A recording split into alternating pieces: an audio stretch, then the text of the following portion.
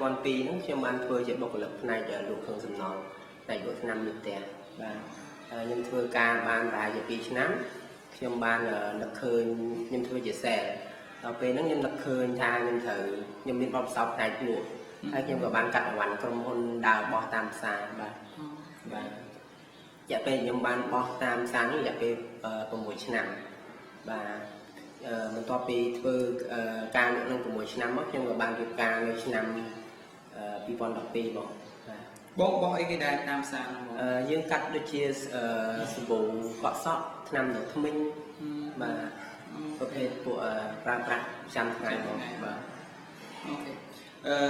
ចុះហេតុអីបានបងជ្រើសរើសមកទុករបរដែលបងធ្លាប់រកស៊ី6ឆ្នាំឥឡូវមកចាប់ដើមបើកមុខរបរ restaurant ហ្នឹងហើយក្រោយពីខ្ញុំនៅបានរៀបការមកភរិយាខ្ញុំគាត់មានអាជីពជាអ្នកលក់គុយទាវស្រាប់បាទហើយខ្ញុំចាប់ទាំងពីរបែបវាដំបូងប៉ុន្តែដោយសារថាការងាររវល់ខ្លាំងពេកយើងមក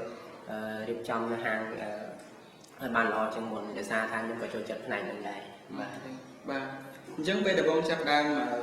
របរនឹងដំបូងជា restaurant តើបងមានបញ្ហាអីខ្លះដែលបងធ្លាប់ជួបប្រទះបញ្ហាដែលដំបូងគឺបុគ្គលិកគាត់មិនទាន់បានចេះគ្រប់គ្រាន់អញ្ចឹងយើងមានបញ្ហារឿងសេវាកម្មបាទ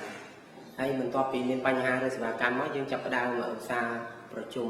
គាត់បាទតើវាមានបញ្ហាដោយសារអីខ្វះខាតនៅចំណុចណាយើងកែប្រែតាមដែលយើងជួបបញ្ហាបាទជាទូទៅបញ្ហាដែលមានដែលតកតងសេវាកម្មតើវាបងអាចបញ្ជាក់បានថាយើងនៅក្នុងចំណុចណាមួយនៃសេវាកម្មហ្នឹងដែលវាជួបបញ្ហាបាទសេវាកម្មដូចជាការ order ខុសបាទការ order ខុស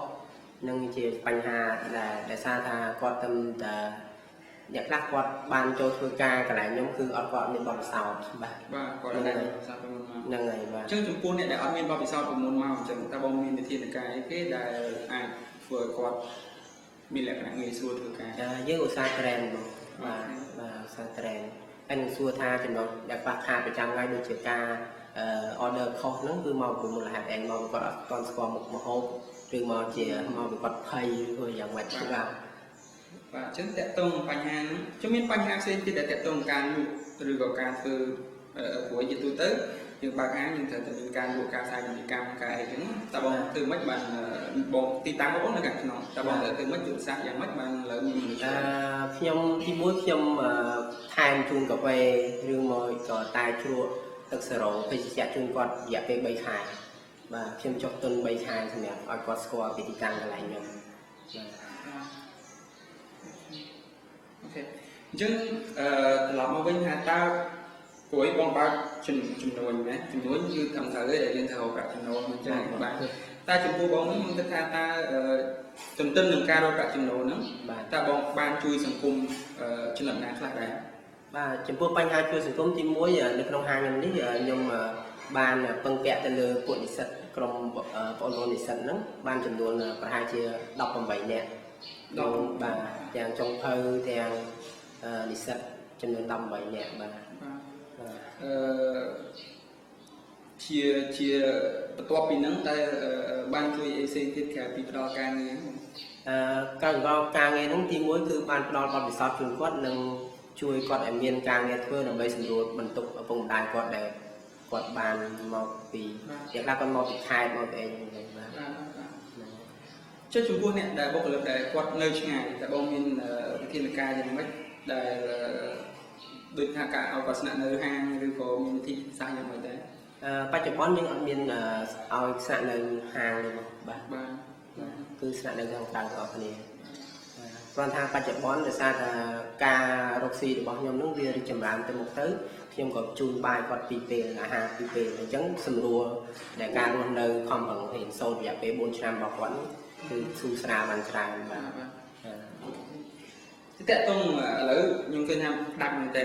រហូតដល់ហាងបងរហូតដល់អត់មានម្ហូបលក់ទៀតខ្ញុំថ្ងៃនេះគឺខ្ញុំភ្ញាក់ផ្អើលមែនតើតើបងនឹងមានគម្រោងអ្វីបន្ថែមនៅថ្ងៃអនាគតជាមួយនឹងហាងបងគម្រោងនឹងមានបន្ថែមប៉ុន្តែដោយសាររយៈពេលនេះខ្ញុំតែចាប់ផ្ដើមបានត្រឹមតែ9ខែបងបាទដូច្នេះខ្ញុំខំប្រឹងពង្រឹងសេវាកម្មនិងអនាម័យឲ្យបានល្អសម្រាប់អតិថិជនរបស់ខ្ញុំ9ខែទៀតបងគិតថាសំទោសបន្ទាប់ពីហ្នឹងទៀតតើបងគិតថានឹងធ្វើយ៉ាងម៉េចដែរគម្រោងបន្ទាប់ទៀត កំពុងបន្តទៀតហ្នឹងខ្ញុំក៏ជាចង់បើកហាងទី2 trong năm từ từ បាទ ok trước từ lắm mà bên bọn tẹt tôn tên cuối ca nghe đẹp của dân thưa hoàng ấy khi tẹt tôn tên du của chuồn dân trong thưa ở du của chuồn qua ban sẽ đọc bọt đi sau ban sẽ đọc anh ở xã vì mẹ đã quạt sọc so cả một chung mối bạn trước bom min cùng nứt chỉ anh ở xã nhưng có chia làm bom min từ đó du của chuồn mai như tham gì đấy ở quạt thời thưa ấy là đầm bay miền Nam cốt được cả thời thưa mình đầm bay đó là cam một bom បាទទី1គឺគាត់ត្រូវតែខិតខំប្រឹងប្រែងព្រោះអី